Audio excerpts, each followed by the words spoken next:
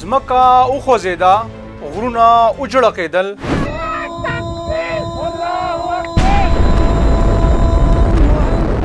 خو دا صرف د دماکو آواز نه و، دا آواز د یو غیرتمند قوم د بیدارۍ آواز و. نعره تکبیر! نعره تکبیر!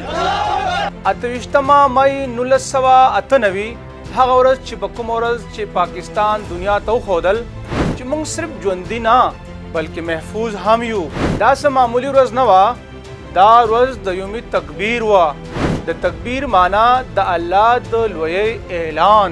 نن به موږ تاسو ته وایو هغه ناقابل یقین رښتیا، هغه پټ کردارونه د کومې په وجه چې پاکستان اټمي طاقت جوړ شو. زم ظهیر صبزی او تاسو ګورئ عارفای پښتو.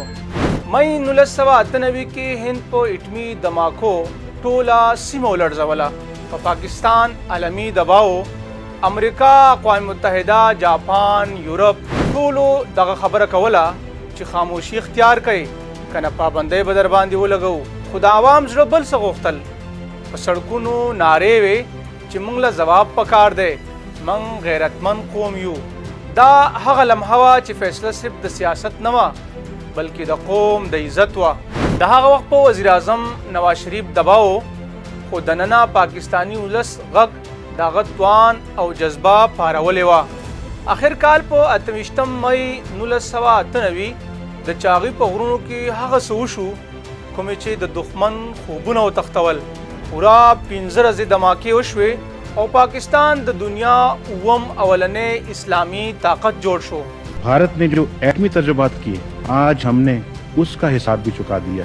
د یادونې وړ ده چې د ایټم بنیاد د پاکستان نوموړي سیاستدان ذوالفقار علي بټو ایښودی و، چا چې په 1940 کې ویلي وو موږ به وچ واښه وخورو خو ایټم به ضرور جوړوو. د هغه نه پس دغه لویه ذمهداري جنرال ضیاء الحق په خپل لاس واخیسته او خپلو ساینسپوهانو ته هر قسمه تحفظ او سهولت ورکو.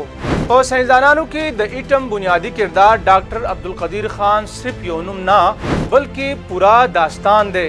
د بټو په وینا د هالند نه پاکستان ته راغلی ډاکټر عبدالقدیر خپل ژوند د دې لوی کار دپاره په خلاص مټ وقف کړو. کله چې به د پاکستان دغه کار ته ناممکن ویل کېده نو هغه به ډېر په اطمینان وي.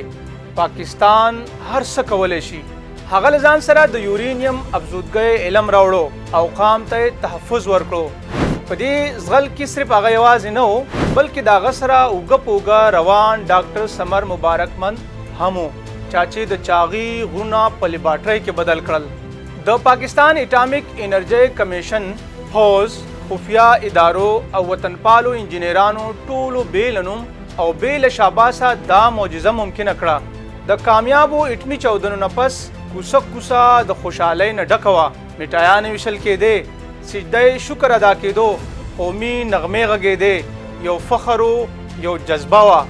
په هغه ورځ پاکستان صرف اټم بم نه جوړ کړی بلکې خپل وقار، خپله دفاع او خپله پیژنګلوي پیدا کړې وه. د دماکو نه پس دنیا پاکستان ته ګوته په خوله او حیرانه وه.